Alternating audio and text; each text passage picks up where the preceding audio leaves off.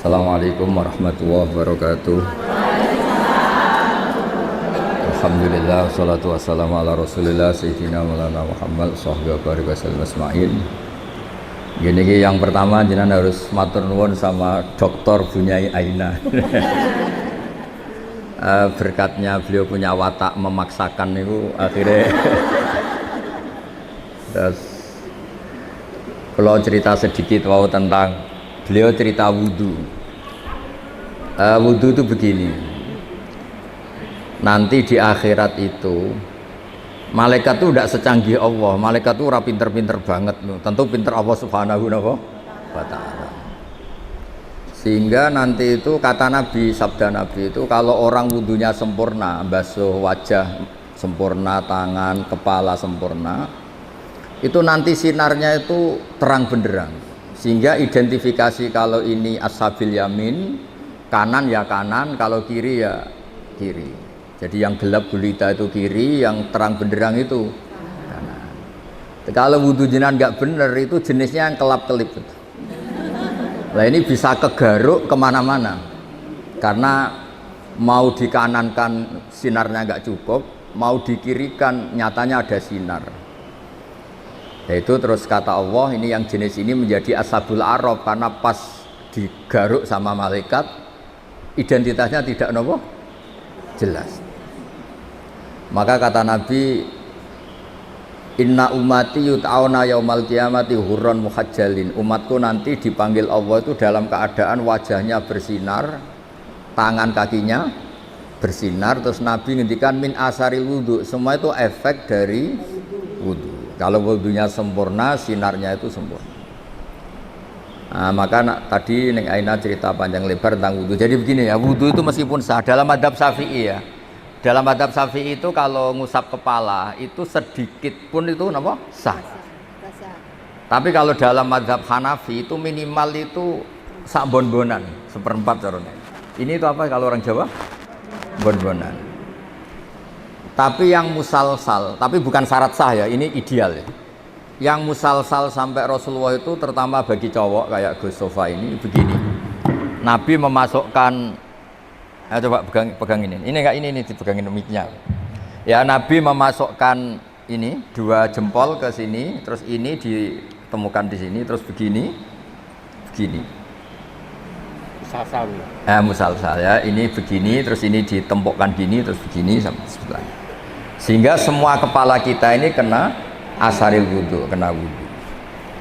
Karena diantara identifikasi orang baik, ya itu ada istilah yauma taral mu'minina wal mu'minati yas'a nuruhum baina aydihim wa bi'aymanihim. Nanti di akhirat itu para malaikat itu melihat ini wajahnya bersinar apa enggak. Sekali bersinar langsung dikategorikan partai kanan. Kalau yang tidak bersinar partai apa? Kiri. Berarti partai terlarang. Terus kemudian disekat. Faduriba bainahum bisuril lahu bab, disekat. Nah, sekat ini nanti yang menjadi pagar Iqbal ya, menjadi apa? Pagar. Yang temangsang karena kelip-kelip itu disebut ashabil a'raf. Ashabil a'raf itu orang kalau dimasukkan surga kuotanya nggak cukup, dimasukkan neraka pernah ke majelisnya Ning Aina kan nggak pantas. Kalau diumumkan gini kan nggak pas. Para ibu-ibu yang ikut ngaji Ning Aina di Arisalah silahkan masuk neraka kan nggak pas ya. Makanya penting bikin paradok itu penting supaya kita tidak sah masuk apa? Neraka. Makanya ada pengarang Burdah itu terkenal sekali. Pernah dengar toh kitab apa? Burdah. Itu yang ngarang namanya Muhammad bin Said Al-Busiri. Namanya itu Muhammad. Benar-benar Muhammad namanya. Beliau dalam doanya itu lucu, ya Allah, nama saya ini Muhammad. Sehingga kalau nanti engkau manggil, wahai Muhammad masuklah ke neraka, itu paradok. Engkau adalah zat yang nggak pantas bersikap apa? Paradok. Wahai Muhammad masuklah ke, itu paradok apa pas? Paradok. Makanya terus disunatkan punya nama yang baik supaya nanti misalnya, nah sehingga kalau nama kita kadung misalnya nama biasa atau nama Jawa nggak apa-apa, tapi nanti punya nama baru ikut majelis apa? taklim atau majelis ar-risalah. Jadi wudhu itu penting sekali.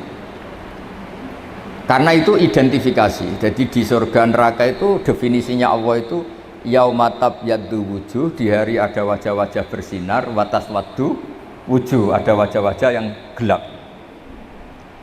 Itu yang menjadi alasan Allah mana yang perlu masuk surga, mana yang perlu masuk neraka. Nah, tentang tauhid supaya sampai tidak terjebak ateis atau komunis. Saya pernah ngaji sama orang-orang Pertamina di pondoknya Gus Zofur Maimun, yang isi beliau sama saya. Ada orang tanya, Gus, andaikan ada orang ateis atau komunis atau non, dia sosialnya bagus tapi nggak iman sama Allah, dia suka bersedekah, berderma, masa ia menjadi ahli neraka? Kayaknya kok kasihan ya. Padahal kata kitab akidah, orang yang kafir tetap masuk neraka meskipun dia baik secara apa? Sosial. Terus saya punya analogi. Analogi itu kias. Misalnya saya punya rumah, ini rumah saya, ada kulkas isinya buah lengkap ya. Ada makanan, rampatan, ada semua. Terus ini Gus Iqbal atau Gus Sofa ini masuk, terus ibu-ibu dibagi, ini silahkan makan, silahkan makan. Kira-kira orang itu nganggep Gus Sofa itu baik, nyun sewu, apa maling? Dari segi ngasihnya baik, tapi yang dikasihkan milik orang.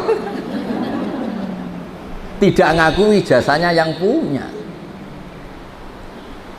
Ketika Anda baik tapi ateis, silahkan minum, tapi kamu nggak pernah berpikir kalau itu minum itu ciptaannya Allah Subhanahu. Silakan tempat rumahku, memangnya bunyi gayanya bahaya kan, gayananya Allah Subhanahu. Masuk toh? Artinya betapa fatalnya orang yang tidak ngakui Allah Subhanahu wa ta'ala. Ketika orang nggak ngakui eksistensi Allah, ternyata apa? Dia ngamal atau berderma dengan sesuatu yang tidak miliknya, tapi merasa miliknya. Itu buruk apa baik? Buruk. Nah, itu kenapa orang-orang yang tidak ngakui eksistensi Allah, apapun baiknya tetap kena sanksi. Itu ibarat Gus Sofa atau Gus Iqbal ini masuk rumah saya, isi kulkas disodakohkan, isi uang disodakohkan. Dari segi sodakohnya baik, tapi ditangkap tuh sama Bu Pulwan itu dianggap pidana ya.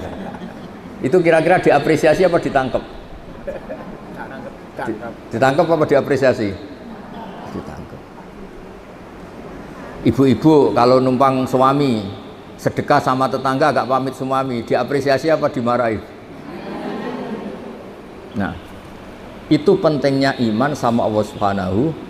Kalau kita iman kan kita ngasih tetangga tidak sok berjasa karena kita yakin uang ini milik Allah Subhanahu. Makanya saya termasuk kiai baik gitu. Kata orang banyak saya ini kan termasuk kiai pinter. Tapi kenapa saya tetap tawaduk? Karena saya tahu ilmu saya itu milik Allah Subhanahu. Sehingga saya tidak perlu nuntut jenengan hormat saya, ngesot, nggak perlu. Ya sudah begini sudah bagus. Jadi dulu itu sahabat ditanya, ini cerita nyata. Ibu-ibu mulai dulu kan tukang demo. Ya nggak pernah bener lah mulai dulu, memang sudah gitu.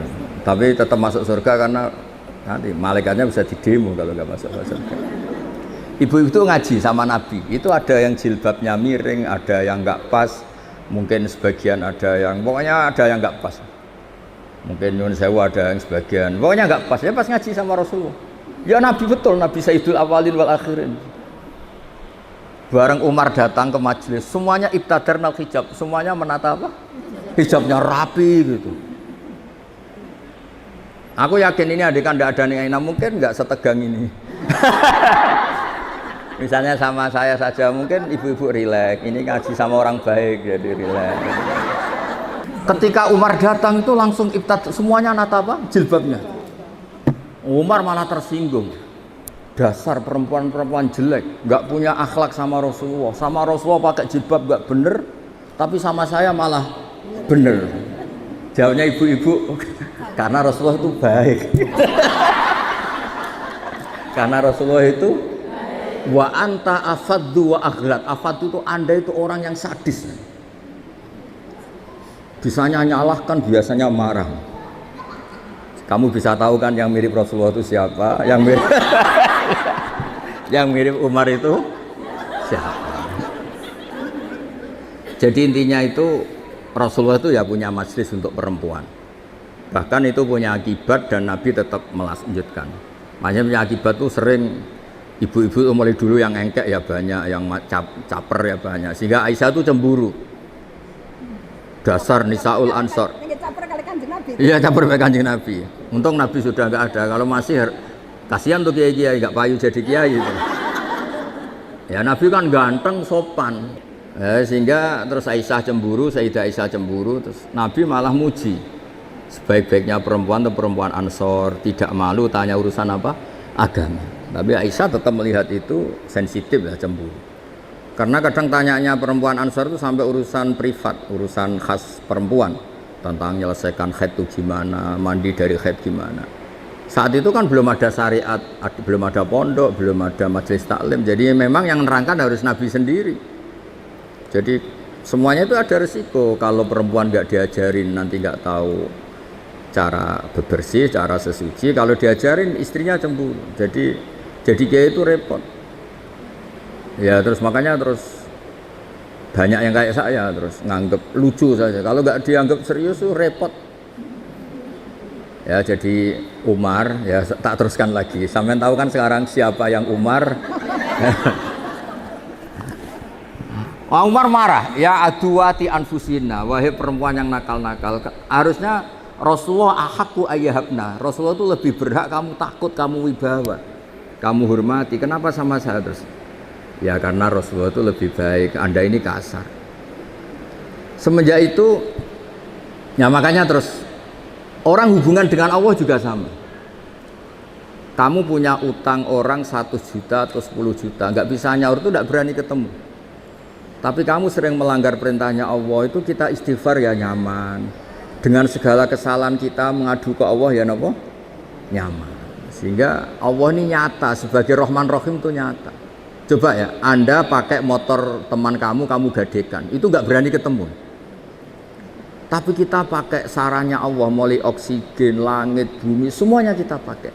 Padahal kita sering salah, mungkin sholat kita tidak benar. Tapi istighfar tetap nyaman, nyebut asma Allah ya tetap nyaman. Saking baiknya Allah Subhanahu wa Ta'ala. Sehingga tetap bikin nyaman orang-orang yang meskipun sedang tidak dekat. Makanya ada sebuah hadits qudsi ngendikan, wahai Daud ini nabinya Allah.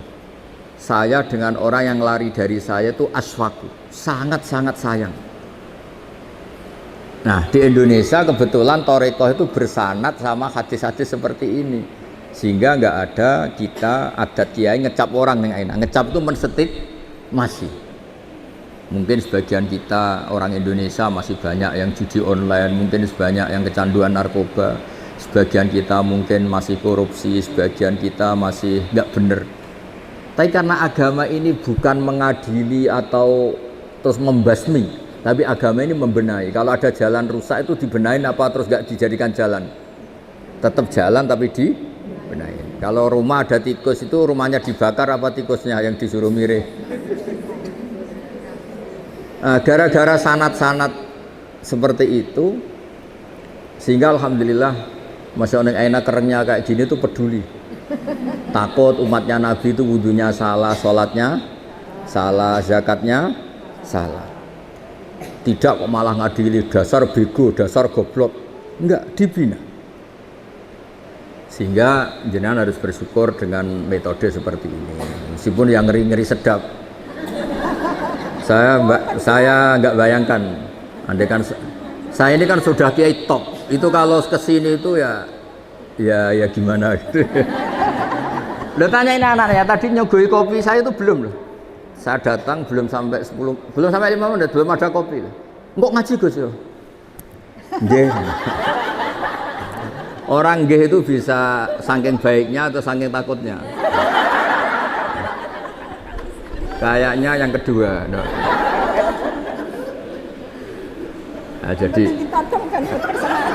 kan nih. Di sini aja masih diteruskan. Gimana kalau nggak ditodong? Oh. Pakai mic, ngamuknya pakai mic biar dengar. Saya itu dekat sekali sama Mbak Ma'ruf, suaminya Ning Aina itu beda betul. Mbak Ma'ruf itu anteng ngaji. Kalau sama saya itu diskusi apa? Ikhya. Lu tanya ini anak-anaknya. Diskusi kitab Ikhya itu. Kalau sama Ning Aina diajari tukaran. Gus harus ada RMI perempuan. Tadi saya ketemu ketua RMI. Wah, gugat terus. Dan saya senang. Memang perempuan itu baiknya gugat. Ini ada cerita, ini cerita sanad mutasil ya. Saya berkali-kali cerita. Belum ada hukum Allah dirubah kecuali karena pemberontakan kaum perempuan. Jadi di juz 28 itu ada surat namanya surat Mujadilah, ada yang baca surat Mujadalah. Jadi ada perempuan cantik, namanya itu Khawlah. Orang Arab itu kan hiper, karena makannya daging tidak ote-ote, jadi hiper. Kalau Kiai Jawa itu kan makannya ote-ote, tempe, terus utang jatuh tempo, jadi sudah error lah, sudah masalah syahwatnya itu sudah error, sudah tempe, terong, utangnya jatuh apa? Tempo. Kalau orang Arab itu kan makannya daging, orangnya punya uang. Ya mungkin karena lama nggak hubungan suami istri, istrinya itu cantik, ngerti istrinya itu suci, sudah haid suci. Pas masih sholat tuh diajak hubungan suami istri kan nggak mau, setelah wiridan ya nggak mau. Terus dia marah, didihar, belum dicerai. Didihar itu ada satu bahasa yang setingkat talak. Ya pokoknya gitulah, ada satu bahasa setingkat talak. Terus dia merasa gimana kok sampai gini, kayak sudah dia agak kecewa dengan perilakunya sendiri. Matur Rasulullah, ya Rasulullah saya ini tadi begini-begini. Nabi menjawab, oh yang kamu katakan itu biman zilati tolak. Yang kamu katakan itu semakna dengan tolak. Berarti istri kamu tidak halal bagi kamu. Ya lelaki yang mantuk-mantuk, meskipun dia tuh ya iman, istrinya cantik kok hilang. Waduh, gara-gara kata itu terus kehilangan apa? Istri. Dia kayak gimana gitu. Kehilangan istri cantik tuh kan berat. Kehilangan istri jelek aja berat, apalagi kadang ada yang jelek rezekani gitu. Sama Gus, ya. Punya suami ganteng juga. Medeni. Ganteng punya uang nih, nak kere gak pati medeni. Karena kalau ganteng kere itu terus error ya, nggak menarik ya. Terus ngowah-ngowah kayak orang. Walhasil terus ya sudah hukumnya itu cerai. Si suami ini langsung nurut sama Nabi, kehilangan istri. Pulang, kata istrinya gimana kata Nabi? Dihukumi cerai. Wow, dilabrak Nabi, ini perempuan ini. Dilabrak. Ya Rasulullah ini hukum apa? Enggak benar hukum yang kamu katakan tuh enggak benar. Ini hukum apa? Apa-apaan ya? Kalau saya dicerai ketika masih cantik enggak apa-apa. Lelaki itu sudah menghabiskan muda saya, cantik saya. Ketika cantik saya, muda saya hilang, terus kamu hukumi cerai. Kalau dulu enggak apa-apa, sekarang saya ini sudah tua. Saya ini punya anak banyak, kalau dirawat dia mesti terlantar, katut babon lain katanya. Kalau dirawat saya perempuan nggak bisa cari apa? Nafkah. Kalau bikin hukum yang benar. Nabi bilang sementara hukumnya hanya gitu, memang hanya gitu sementara. Lu itu perempuan tadi saking kacaunya bilang gini nih enak sama Rasulullah, ya nanti engkau saya laporkan Tuhan bahwa Anda ini tidak serius. Karena kau jadi Nabi hukumnya harus dievaluasi. Nak gak perempuan gak bisa. Dia pulang, tapi perempuan ini religius. Dia sujud, berdoa, ya Allah, kasih tahu Nabi engkau bahwa kalau bikin hukum jangan begitu. Lalu itu malaikat datang ke Rasulullah. Mat turuti repot musuh wedok. Saya tuh berkali-kali loh ke Tebu Ireng ditodong Gus siapa suruh ngaji. Saya biasa bilang enggak ya. Tapi kalau ras terkuat di dunia yang ngomongnya itu bisa masalah besar. Jadi itu Rasulullah Nabi dikomplain. Makanya cerita itu sebagian tuh nggak bener. Katanya ada kiai cerita nanti bidadari di surga tuh cantik-cantik. Sudah cantik nggak bawel, sudah cantik nggak bawel, terus nggak minta uang belanja, uang salam, ya baik. Terus ada santri bilang, Pak Yai, Ibu Nyai di belakang baru datang, tapi paling cantik tetap yang dari dunia. Kok bisa hanya ada ada tambahan itu kan. Saking takutnya. Akhirnya hukum dihar itu tidak sama dengan tolak. Makanya ada surat ini Sofa tahu Iqbal. Qad sami Allah qalal lati tujadiluka fi zawji. Allah itu mendengar perempuan yang bantah kamu. Tujadiluka itu bantah, komplain. Kayak apa perempuan? Hukumnya Allah aja dilawan. Kondang lah, pokoknya prestasinya itu hebat. Sinten Gus? Ya tadi Khaulah tadi. Dan penerusnya maksudnya. Khaulah dan apa? Dan penerusnya. Tapi itu menjadi berkah. Andaikan tadi perempuan tadi tidak komplain, mungkin tidak ada hukum seperti itu. Jadi makanya komplain itu penting kalau sudah muqaddar. Jangan pernah dengar kan sholat itu pertama 50 apa 50. Itu berkahnya Nabi Musa yang tukang komplain. Kalau tidak ada komplain bisa 50. Jadi berkah komplainnya Nabi Musa itu kayak Neng Aina, dia kan tidak model gini, mungkin saya tidak ngaji sama-sama. Misalnya loh, beliau berakhlak karimah kayak orang Jogja. Ngapunten Gus, nak menawi kerso, ngaos, nak boten nggih, mboten dadi penggalih, nderek mawon. Wah, aku mesti milih enggak, yakin milih enggak. Kira-kira loh, andai kan Neng Aina kayak orang Jogja sesopan itu, saya ngaji apa enggak? Oh, enggak, pasti enggak. Itu butuh teror itu. Saya itu berkali-kali di Sidogiri, di pondok-pondok itu kan masih keluarga itu. Mesti ya monggo Gus nak ngaji, aku muni sesuk ya sesuk gak apa-apa engko. Nah kali ini enggak. 5 menit. Jadi ya. Tadi saya baru asik cerita-cerita sama Mbak Anwar. Beliau delok jam, wis wayahe ngaji. Wah. Jadi sowan Mbak Anwar ya dijami. Mbak Anwar loh, abahnya sendiri. Di tengah-tengah asik cerita ya hebat, Masya Allah. Semoga nanti Mungkar Nakir juga takut tanya. Terus repot musone Aina wis kono ning sekarang.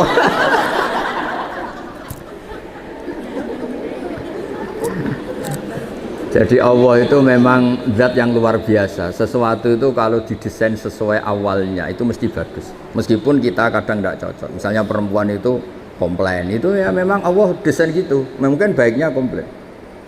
Saya itu sering dilapori santri-santri yang awal nikah. Gus, istri saya itu sering minta uang saya, padahal saya ini orang miskin, gimana ini? Tak jawab, ya sudah minta lelaki lain. Wah jangan Gus. Langsung. Berarti itu ya memang sunnahnya perempuan mau minta uang siapa kalau nggak sama. Ada yang cerita lagi, Gus istri saya sering marah sama saya gini. Ya sudah biar marah sama tetangga. Jangan Gus nanti malah gimana. Artinya apa? Ya sudah desainnya perempuan itu minta sama suaminya marah itu desain yang apa? Bagus. Maka para lelaki harus nikmati itu, harus mulai nikmati itu.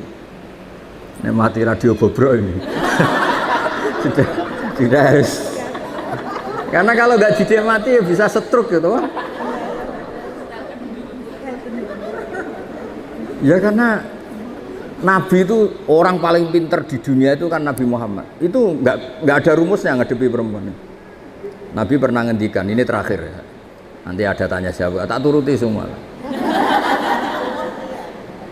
Ada Nabi itu ditanya, gimana Nabi menghadapi perempuan? Perempuan itu khuliqat min dilain awas, dari iga yang apa? Bengkok. Kalau kamu paksakan lurus maka patah. Kalau kamu biarkan tetap apa? Bengkok. Nabi saja tidak punya rumus, apalagi kita. Sahabat ditanya, terus piye? Ya tidak piye-piye, sudah gitu itu sudah. Diluruskan apa? Patah, dibiarkan bengkok. Terus. Ya sudah begini. Kayaknya orang paling cerdas di dunia tidak punya rumus kalau tentang apa? Perempuan. Berarti hebat dia perempuan itu. Hebat. Ya saya itu berharap begini itu nanti kalau sudah ketemu Allah nanti di akhirat itu wis cobamu wis kenal ning Aina wis coba.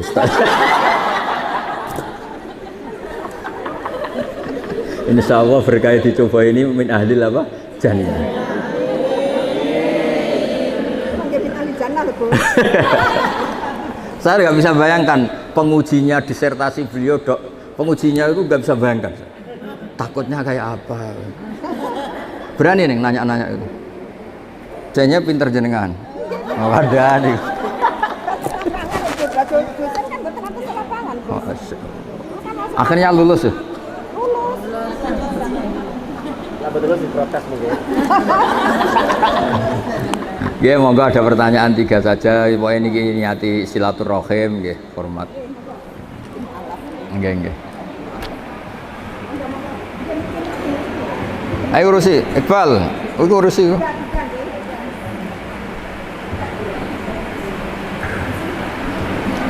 PCA, Bang PCA. Apa? PCA. Oh, nggih, monggo. Waalaikumsalam, nggih. Nggih berdiri mawon, berdiri tegak mawon nggih. Ngapunten, dalam itu kan keluarga besar Nasrani. Nggih. Terus saya sampun alhamdulillah sampun wa'ala. Nggih. Namanya siapa? Dalam Lilis biaya. Panggilannya apa aja panggilannya? Lilis. Lilis ya. Iya. Dalam engkang dalam tanyaan itu, Iya. apakah nama baptisan Iya. yang dibawa mulai kecil kalau sudah alaf itu harus ganti apa tidak? Oh ya. Terus kebetulan almarhum Bapak Ya. Allah kasih nasib Nggih. di Samiko. Nggih. Terus datang seharian itu kan di Nggih. nonton salib itu. Nggih. Nggih, ngaten Gus. Nggih. Terus terakhir dalam itu sampai mboten kagungan sederek. Nggih. Ibu bapak sederek mboten wonten. Nggih. Dalam sak menika ngopeni paling ingkang gangguan jiwa. Nggih. Paling itu mboten krono. Nggih. Kadang sok ngamuk terus. Nggih. Kalau yang pun dalam ngantos ajri. Nggih. Umpami dalam pas saat ngamuk itu dalam ngebel datang Satpol PP nopo Nggih. dinas sosial Nggih. nopo dalam salah. Nggih. Pak nopo mboten. Nggih. Terus dalam itu kan rumian ngasuh datang perbankan. Nggih. Mereka ada sundiku, Nggih. kata yang Pak Mangko sampun pensiun. Nggih. Ada kan perbankan dibutuhkan oleh masyarakat. Nggih. Kadang riba, Nggih. kan memang dibutuhkan oleh Nggih. masyarakat. Nggih. Nggih. Warahmatullahi wabarakatuh. Salam warahmatullahi wabarakatuh. Ya satu-satu aja biar fokus ya. Ya ini yang lain meskipun tidak tanya ikut dengerin ya karena ini ilmu. Terus yang jelas itu Bu Lilis harus syukur ya. Syukur dikasih hidayat Allah Subhanahu wa taala. Berkahnya syukur ini bisa mengabaikan hal-hal kecil yang mungkin masih mengganggu. Ya saya ulang lagi, berkahnya syukur ini bisa mengabaikan hal-hal kecil yang apa? Mengganggu. Misalnya Anda itu buka puasa dengan nasi kualitas beras paling rendah, minum teh ya kualitas paling rendah, minum kopi. Tapi karena sangat lapar, sangat haus, itu seneng sekali. Ya sama mungkin orang-orang yang dulu pernah tidak Islam, itu kan ibarat kalau terus itu kan nyuwun sewu menurut keyakinan Islam kan bahaya sekali. Sekedar selamat meskipun adnas salamah dengan standar paling apa? Minimal, paling rendah, tetap itu luar biasa. Jangan sampai setelah kita Islam masih ngeluh, sayang bapak saya belum Islam, mbak saya belum Islam, karena ini hanya mengganggu apa? Syukur. Ya itu hanya mengganggu apa? Itu kan ibarat kita buka puasa, sayang nasinya hanya nasi kelas rendah, sayang hanya pakai tempe tidak daging. Kalau gitu kan mengganggu apa? Syukur. Nah, jadi itu satu. Kedua soal nama itu dulu meskipun lewat baptisan itu tidak ada pengaruhnya, tidak punya akibat di status keislaman. Jadi nggak perlu diganti boleh. Nggak perlu dibuang, nggak perlu diganti. Terus soal perbankan itu masyhur itu di fatwa NU. Sesuatu yang remang-remang, misalnya tadi ada orang punya utang 1 juta, disuruh nyaur 1.100.000, tentu seperti ini sepakat itu riba. Tapi kalau sistem itu beda dengan personal, sistem itu beda dengan personal. Memang kita tidak boleh bilang langsung halal karena bisa saja lebih dekat ke definisi apa riba. Tapi ya jangan langsung bilang haram, jangan-jangan tadi seperti katakan beliau memang itu kebutuhan. Kebutuhan gini, sekarang investor itu bisa nggak utang tanggane 1 miliar untuk investasi? Tidak bisa, kan yang menyediakan itu kan pasti utang tonggo kan paling weteng lorong untuk obat, utang modal itu kan. Nah, tidak apa-apa, hukum nggak jelas itu nggak apa-apa. Kalau harus nggak jelas ya sebaiknya nggak jelas.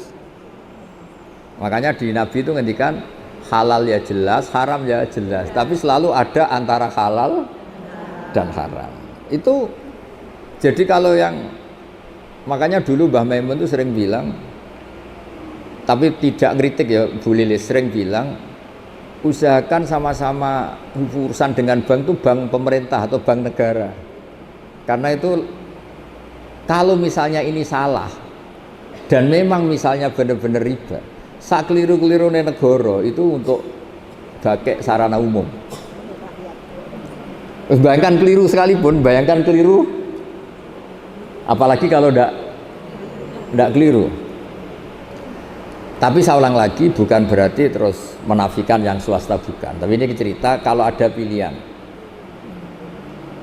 Misalnya gini, haji lewat negara sama swasta, sak keliru-keliru negara karena negara. Misalnya gini contoh gampang. Kemenak atau haji atau di lembaga-lembaga sosial negara Kemensos atau BUMN tentu salah itu banyak sebagai manusia. Tapi sekeliru-kelirunya negara, ada PLN, ada jalan, ada jembatan. Yang kembali ke rakyat itu jumlahnya tetap apa? Besar. Misalnya Kemenak ya pasti ada salahnya, namanya manusia. Tapi ada kantor KUA, ada sarana prasarana, ada penyuluhan, ada gedung apa? Haji di mana-mana ada. Sehingga swasta ya baik menopang pemerintah, tapi kalau sama-sama milih itu yang mendekati darurat Bu Lilis memang sistem apa? Negara. Artinya sesuatu yang dengan tanda kutip awalnya nggak boleh untuk menjadi boleh kan nunggu status darurat. Dan yang sering darurat adalah keputusan apa? Pemerintah. Misalnya menetapkan Syawal, secara ilmiah orang Indonesia tuh banyak yang mandiri bisa falak, banyak. Tapi kan subjektivitasnya tinggi. Makanya kemarin yang Kemis saja ada, bukan sekedar yang Jumat, yang Kemis saja ada. Ya kan? Nah, ikut pemerintah itu menjadi lebih baik, tapi tidak harus juga di bab Syawal. Pemerintah sendiri kan membolehkan beda. Pemerintah sendiri membolehkan apa? Beda.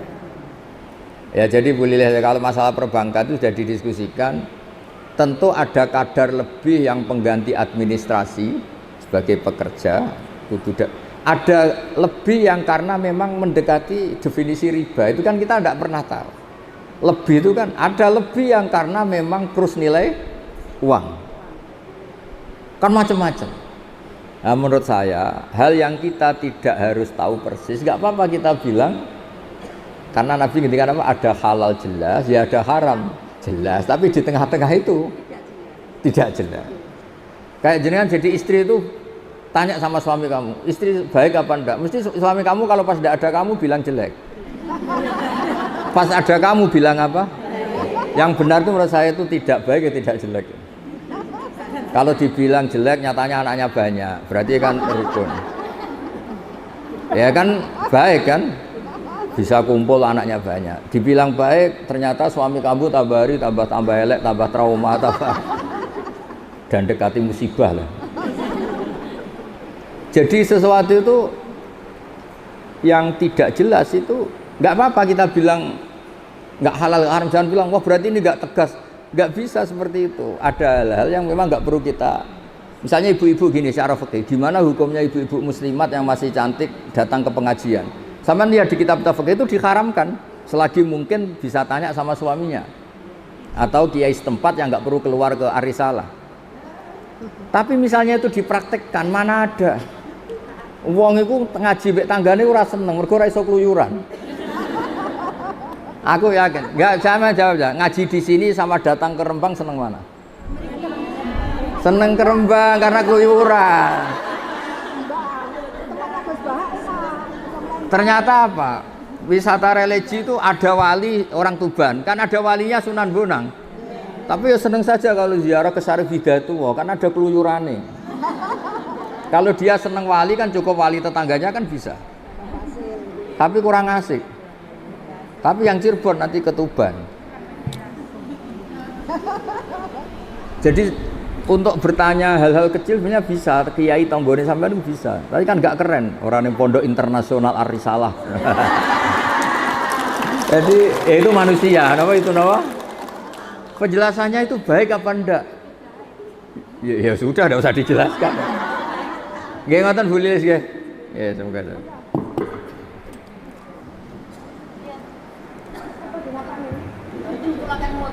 Mas.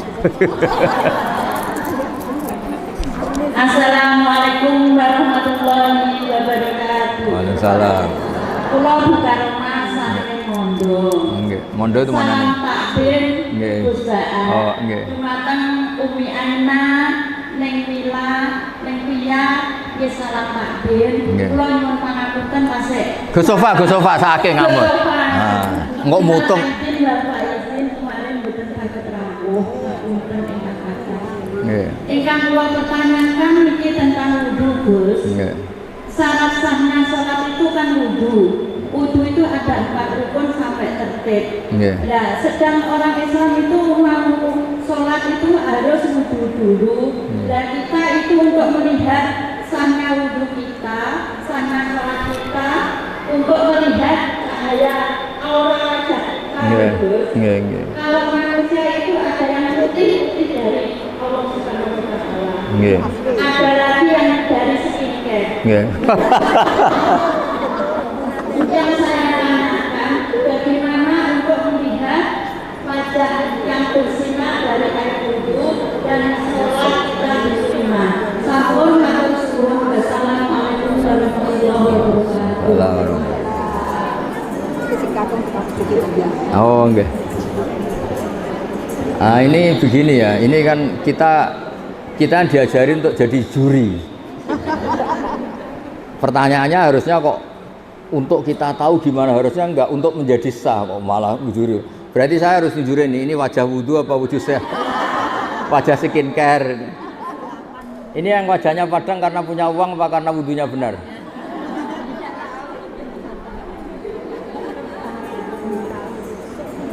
Ini kan pertanyaannya katanya.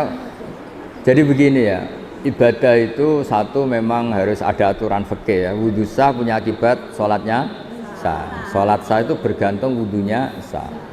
Oke, itu begitu. Tapi yang perlu dicatat, syariat ini itu ada standar minimal, namanya adnal kamal, standar minimal.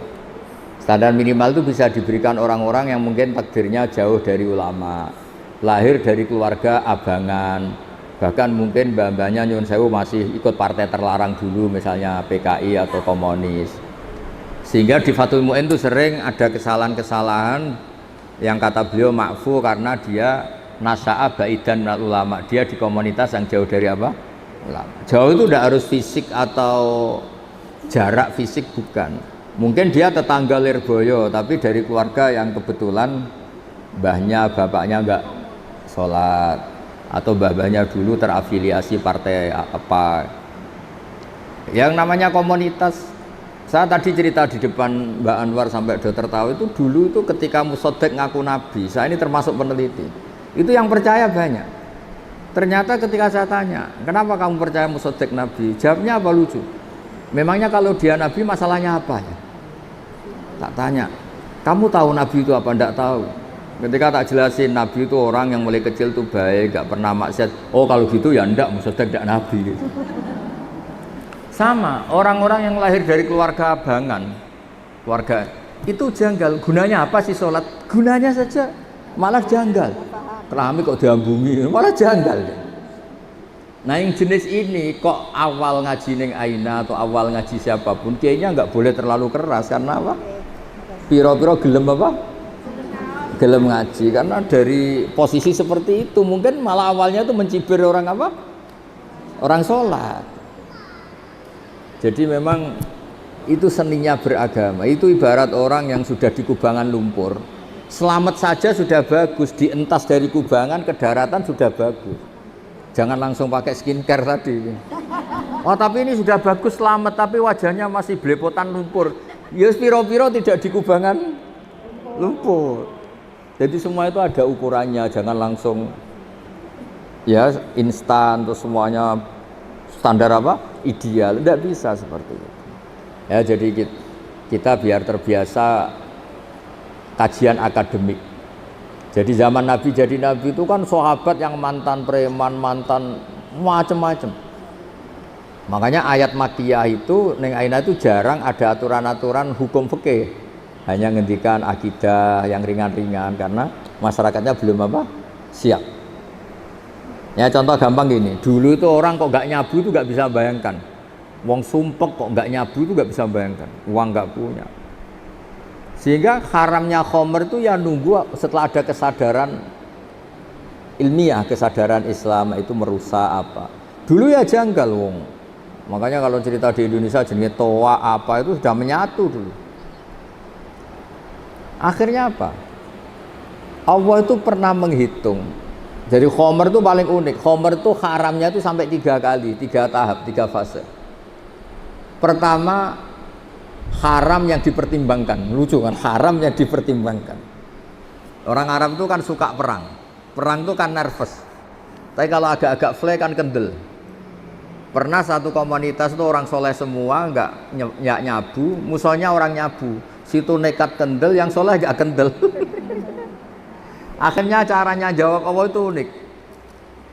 Kul fihima ismun kabir wa manafi'ul linnas wa ismuhuma akbaru min naf'ihima. Ya khomer itu memang haram tapi ada unsur manfaat. Tapi madorotnya, bahayanya lebih banyak ketimbang manfaatnya. Sehingga orang-orang itu masih banyak yang nyabu. Terus kedua, diharamkan lagi karena ada sahabat gara-gara habis ngefly ngimami yang mestinya bilang la a'budu ma ta'budun, bilangnya a'budu ma ta'budun.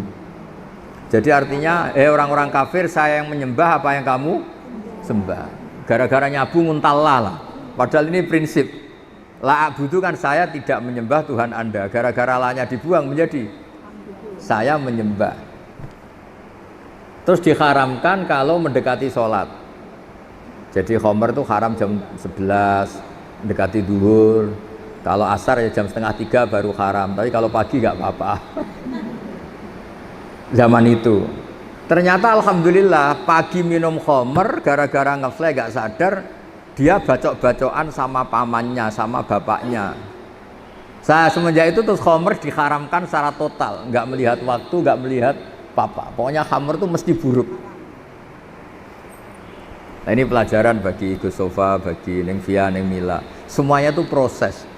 Itu yang diikuti GG NU, GG pesantren. Kalau dakwah itu proses. Tidak langsung apa? Nah, misalnya jenengan wudhu aja rong bener langsung kon tahajud terus koyok sholat qiyamul lail kok Said Ali Zainal Abidin 1 malam 1000 rakaat. Itu tambah baik apa tambah lari kira-kira? Tambah lari. Ya gitu.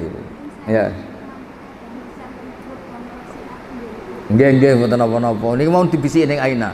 Turuti Gus, iku suaminya tukang mijeti abi. Nggih. Terakhir dokter tentara. Oh nggih. Nggih. Berdiri mawon nggih. Berdiri tegak mawon mboten napa-napa nggih.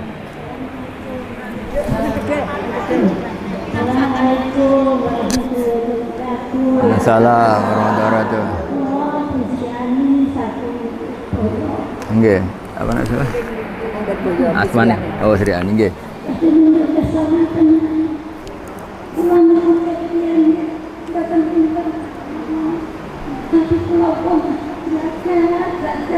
Nggih.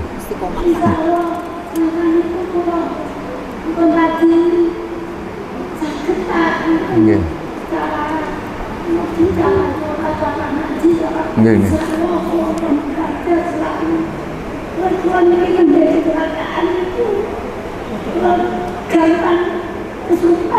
Nggih.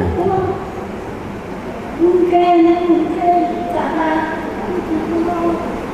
dan lepas kata itu berusaha selalu berusaha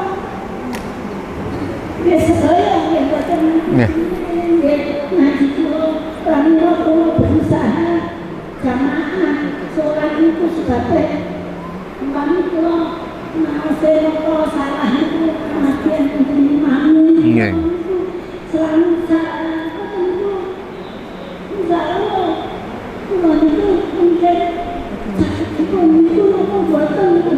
Nggih, nggih. Tampi. Nggih, nggih. Padahal benar-benar bagus itu Nggih, nggih. Via itu ya. Bu Sriani siapa? Bu Sriani nggih. Mantan perawat. Dados ngeten nggih, yang diceritakan Bu Sriani tadi lupa karena kecelakaan niku salah nggih. Niki dora kecelakaan nggih sering lupa kok. Alhamdulillah. Lupa itu berkah. Kalau sampean inget terus masa lalu, eling diutang, wah malah ra bahagia. Eling bojomu tahu darani sampean macam-macam terus baliknya itu bisa trauma semua orang kalau nggak punya lupa itu bisa apa? Trauma semua. Pemene eling mantan terus malah rusak kabeh. Jadi lupa itu bagian dari berkah. Ya lupa itu bagian dari apa? Berkah. Nah, makanya ada al-insan makhlul khata' wan nisya. Jadi manusia itu tempat lupa. Jadi kalau nggak lupa malah apa? Malah bahaya. Itu ada seorang suami istri nggak lupa terus. Harusnya saya tidak dapat kamu. Dulu mantan saya lebih tampan. Yang suaminya bilang harusnya saya sudah dapat kamu, mantan saya lebih cantik. Itu bahaya. Itu orang nggak, itu gara-gara nggak apa? Nggak lupa. Jadi maka bahagialah bangsa yang sering lupa. Loh coba kalau nggak lupa itu repot. Coba kalau Indonesia tuh orang Indonesia ingat kalau negara ini punya utang banyak, bahagia enggak? Berkahnya lupa ya sudah baik-baik saja. Mulai zaman awal ada Indonesia sampai sekarang utang banyak ya baik-baik saja. Saking banyaknya rahmatnya Allah Subhanahu wa ta'ala. Jadi gini Bu Sriani ya, ada ijazah ini sekaligus saya ijazahkan jenengan. Ibadah itu mulai dulu dari kita, apapun benarnya menurut fikih sebetulnya tidak pernah ideal menurut Allah Subhanahu wa ta'ala. Meskipun secara fikih kita benar. Karena pasti ada hal-hal yang kita tidak benar. Makanya doa Nabi yang sering diajarkan ke kita itu apa? Ya Allah, jika saya tidak layak mendapat rahmat Engkau, maka rahmat Engkau yang layak mendapatkan kita. Sama tahu semut, semut tuh kalau jatuh di jurang atau keledai, mergo aina lagi duwe napa? Keledai, badhe dilelang gitu. Misalnya gini, ada keledai atau kambing kecil jatuh di jurang yang curam, bisa naik enggak? Enggak. Tapi kalau dia bilang nggak mungkin ke atas, itu bohong, ya bodoh. Berkahnya orang lain atau ditolong tim SAR atau sekarang damkar ya, pemadam kebakaran. Nyatanya selamat. Banyak kan cerita di TV-TV itu sapi jatuh ke sumur kedalaman 15 meter. Akhirnya selamat apa enggak? Karena dia apa karena ditolong? Nah, hubungan kita dengan Allah seperti itu Bu Sriani.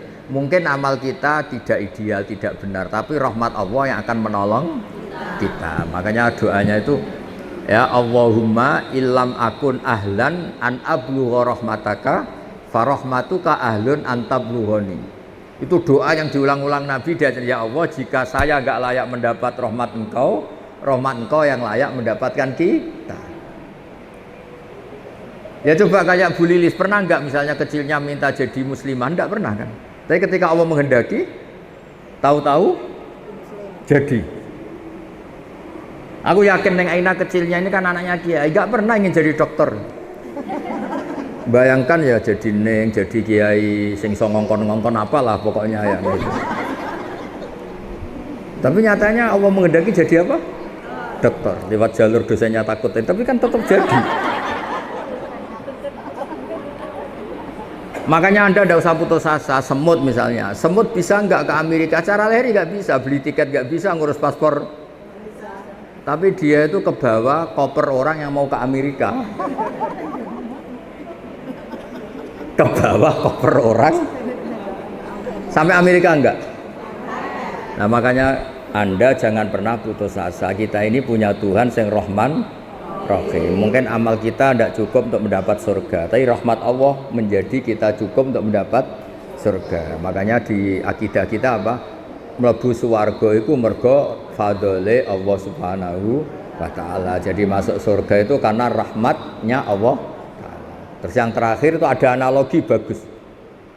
Ada orang Bani Israel itu ibadah. Zaman itu orang kan umurnya panjang-panjang. Jam saat itu orang itu biasa umur sampai 200 tahun, 300 tahun. Dia tuh nggak pernah maksiat nih. Ibadah terus nggak pernah maksiat. Dia nggak pernah marah sama orang, ngamuk kiai. Saya ini kan tamu disuruh-suruh, nggak pernah salah. Pokoknya orang nggak pernah salah. Bawaannya tuh bener terus. Ya secara teori etika itu kan nggak ada, tamu disuruh-suruh itu kan nggak ada. Itu etika Jawa yang nggak ada, etika Islam juga nggak ada. Nggak ada benernya itu sebetulnya secara teori nggak ada. Yang bener saya, orang baik saya. Meskipun tahu itu nggak pas tetap nurut. Itu kalau nggak orang baik nggak bisa. Terus dia itu masuk surga. Mau masuk surga ditanya sama Allah. Ya anggap saja ibadahnya itu 500 tahun. Memang dicerita 500 tahun. Kamu tahu kenapa masuk surga? Iyalah Gusti, saya kan tidak pernah maksiat. Saya kan nggak pernah maksiat. Hidup saya tak penuhi dengan taat. Jadi saya layak masuk surga. Apa kata Allah? Lucu katanya Allah. Ya silakan ada di surga 500 tahun. Loh kenapa Gusti? Infonya surga itu selamanya. Kenapa harus 500 tahun? Karena Anda berkeyakinan surga Anda karena amal Anda. Amal Anda kan 500 tahun. Kan sudah impas di surga 500 tahun. Yang abadi itu rahmatku. Yang abadi itu fadlku. Kalau amal kamu pasti terbatas. Saat itu juga dia merevisi tidak Gusti. Saya masuk surga itu hanya karena rahmat Engkau. Artinya apa? Teori yang mengatakan surga itu segala-galanya karena amal pasti tidak cukup. Yang cukup adalah fadlnya Allah Subhanahu. Coba misalnya jenengan seperti ini ngaji, kan kata jenengan baik. Coba sekarang tanyakan suami Anda yang mungkin sekarang baru nyari Anda. Dasar bojo keluyuran.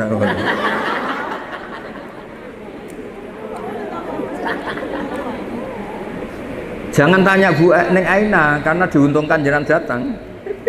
Terus kayak bunyai tenan keren lah. Tanyakan anak kamu yang mungkin sekarang berharap Anda bikinkan mie. Terus tak tanya, ibu kamu kemana? Bilangnya ngaji apa keluyuran? Ngaji. Terus dia tanya, baik apa enggak? Baik apa? Saya terlantar. Jadi ada sisi baik sosial itu. Makanya di kitab Hikam itu ada keterangan. Manusia itu apa? Orang yang ketika baik saja buruk, apalagi ketika buruk. Misalnya jenengan punya toko laris manis. Prestasi apa Anda? Tanya toko sebelah. Anda naik pangkat. Baik. Tanyakan yang kamu langkai. Jadi asal ilmu sosial itu tetap ada masalah yang menyertainya. Makanya pernah ada orang tanya ke saya, orang kaya, Gus doain saya ini jadi orang kaya raya, nanti saya ngerawat 1000 anak yatim. Dasar orang kaya bodoh kata saya. Kok bisa Gus? Itu kalau Allah menyembadani doa kamu harus bunuh 1000 bapak. Karena untuk menjadi yatim bapaknya harus mati dulu katanya. Berarti kalau ada orang orientasi, ya Allah saya ingin kaya biar umat orang miskin 1 miliar. Berarti sama dengan juga bilang miskinkan 100 miliar orang, nanti saya rawat. Ada unsur buruknya apa enggak? Jadi asal ilmu sosial itu pasti ada sisi apa? Ada sih. Nah, seperti ini nggak mungkin cukup membawa kita ke surga. Yang bisa membawa kita ke surga abadi hanya fadlnya Allah Subhanahu wa ta'ala. Coba kamu misalnya suami kamu baru butuh jenengan, terus dengar, wah nggak bisa diganggu, baru tahajud. Bagi suami kamu itu problem apa ibadah? problem. Wah sekarang istri saya nggak suka tidur sama saya, sukanya tahajud. Dianggap problem apa? Baik. Problem. Kamu punya utang, waya nyaur, nggak nyaur ke bank bayar malah tahajud atau duha. Tanyakan pegawai bank. Jadi selagi di dunia itu tidak bisa. Makanya harus kita yakini kita bisa begini itu karena Allah Rahman Rahim. Ya sudah kita melakukan suatu sesuai prosedur fikih, tapi yang menjadikan semuanya baik-baik saja karena Allah Rahman. Indonesia itu harusnya sudah bangkrut mulai dulu.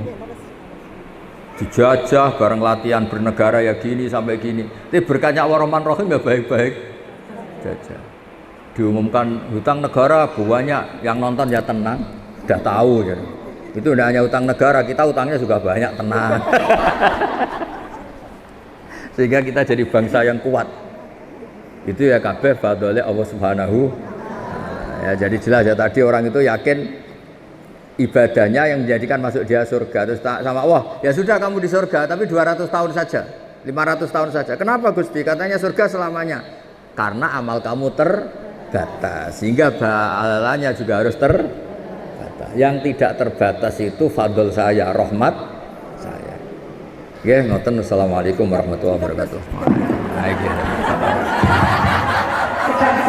Ya. Ini harus ada fikih baru. Artinya gini, kalau ada salam kan dijawab. Kalau ini enggak, sekedap. Ayo jawab dulu.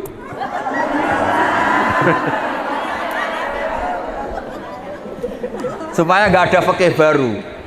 Menurut Dr. Hajah Neng Aina, bahwa salam bisa dijawab dengan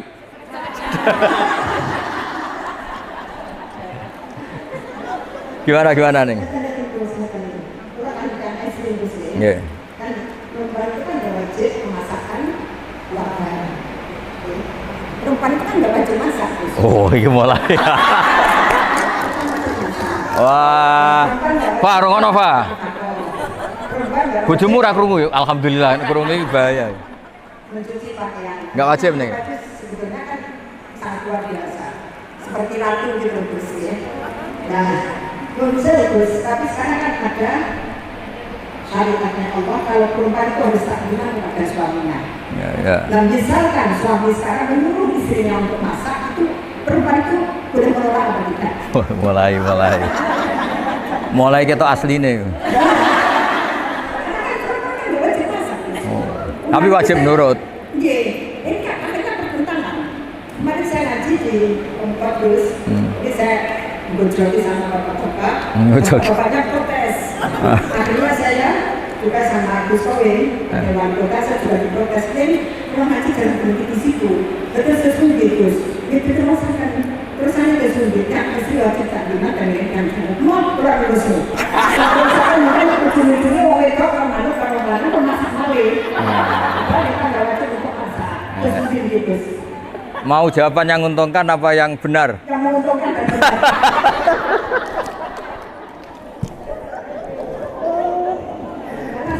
Enggak, ini jawabannya itu yang menguntungkan apa yang benar?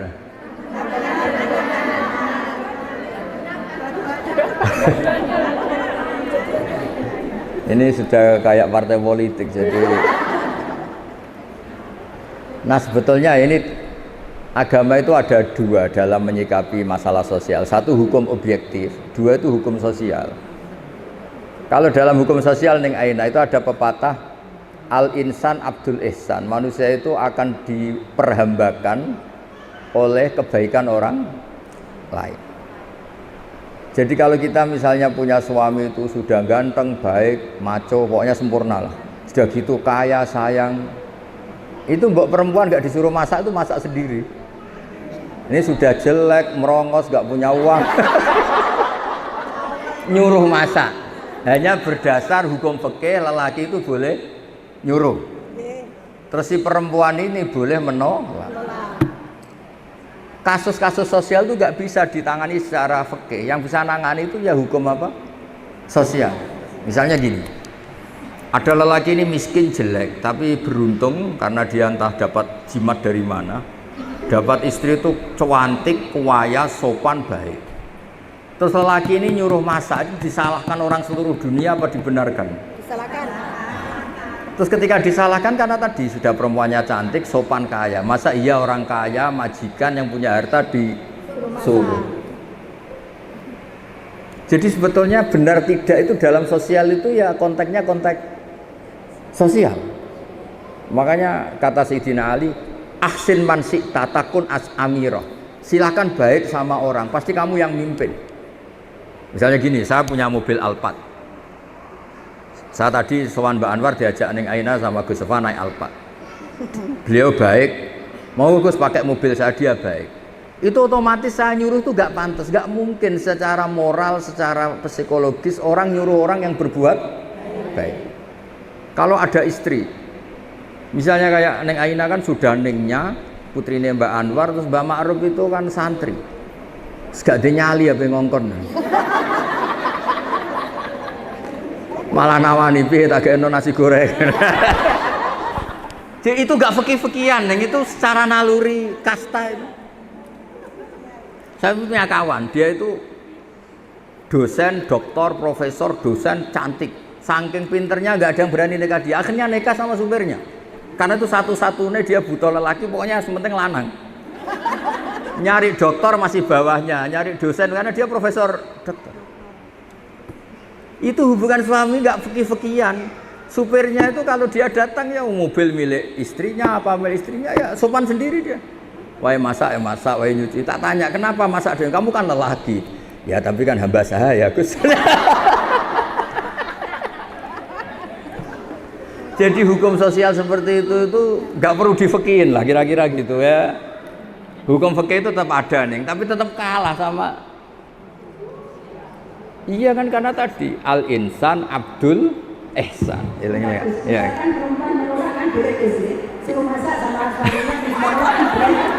Ya sudah, khusus nek enak boleh. Pokoknya ya ini khusus ya. Ya dan yang sejenis nek Aina.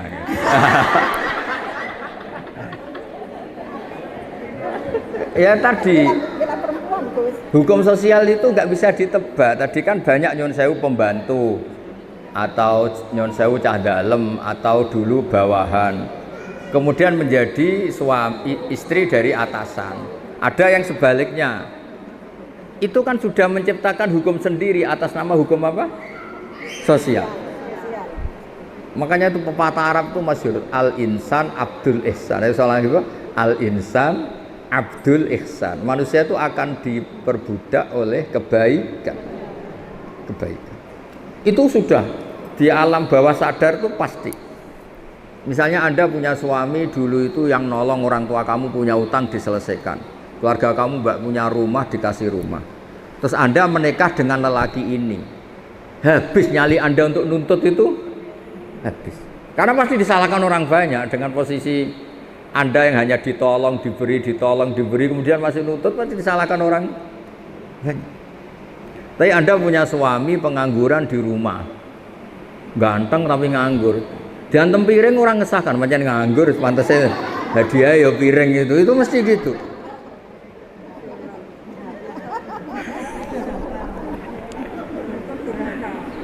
Jadi intinya itu, Neng, ada hukum-hukum yang nggak bisa, makanya Nabi itu unik.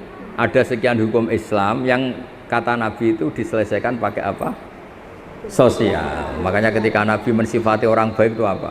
Alladzina yunfikuna fis-sarra wad-dharra. Orang yang suka berinfak masa susah maupun senang. Wal kadhiminal ghaidha, kalau emosi bisa ngempet. Wal afina 'anil nas, kalau kecewa mudah memaafkan. Yang bisa menyelamatkan kita itu hukum sosial. Kalau saya hubungan dengan Neng Aina itu misalnya terus pakai saya ini kiai besar kok disuruh-suruh, habis hubungan itu. Tapi berkahnya saya ini berakhlak karimah. Maka baik-baik. Kamu bisa bayangkan ada kiai 5 menit belum duduk ngaji Gus ya.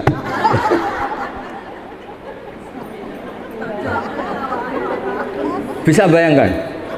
Lu Rembang sini tuh jauh loh. Normalnya kan cek kesel monggo istirahat. Sarapan belum, kopi belum, ngaji gitu. Ya ngaji. Jadi yang bisa menyelesaikan sosial adalah konsep-konsep Allah Ta'ala tadi, berderma, wal kadhiminal ghaidha, bisa mengendalikan emosi, wal afina anin nas, dan mudah memaafkan. Makanya saya meskipun ini keras, saya itu bangga. Orang keras kok punya umat banyak, berarti di balik kerasnya itu ada kebaikan. Kalau keras saja pasti sudah bubar. Aku yakin ibu-ibu yang ngerasain ini mesti kereng tapi apian. Itu kalau nggak ditambahi sudah bubar mulai dulu. Nggak benar nggak ini? Oh, benar. Mesti tambahi apian kan? Apian. Disiplin. Jadi, oh ya. Ya nggak jadi disiplin ya. Kayak militer ya. Tepat waktu. Ya jadi saya mohon berkahnya ngaji ini jenengan ngerti. Jadi ada fikih hukum formal, ada fikih apa sosial. Misalnya Anda punya suami yang angkuh, yang wangkot. Mungkin kamu kandani nggak ngandel. Kalau bapak saya gini, bapak saya Kiai Nur Salim. Nak ana wong sombong hak dongakno utange akeh. Engko ora ndek akhlak dhewe. Bisa enggak kamu punya suami wangkuh, terus dia butuh uang pinjem kamu 10 juta. Langsung berakhlak apa enggak? Dididik dikandani kiai ra ngandel deh. Dongakno itu utang terus butuh kue. Itu bukti nih bahwa hukum itu enggak semuanya bisa menyelesaikan apa? Masalah. Malah ndonga sampean bojomu butuh kon, butuh duit. Terus dongakno ra iso nyaur. Oh itu kamu perhambakan jalan itu. Bisa hamba sahaya itu. Banyak kan orang bengal, kumisnya sekolah apa. Tapi gara-gara punya utang sama orang pincang, matur nuwun. Padahal ini pincang, tapi yang ngutangi. Artinya orang tuh pasti tunduk. Makanya kalau punya suami angkuh, dongakno diutang.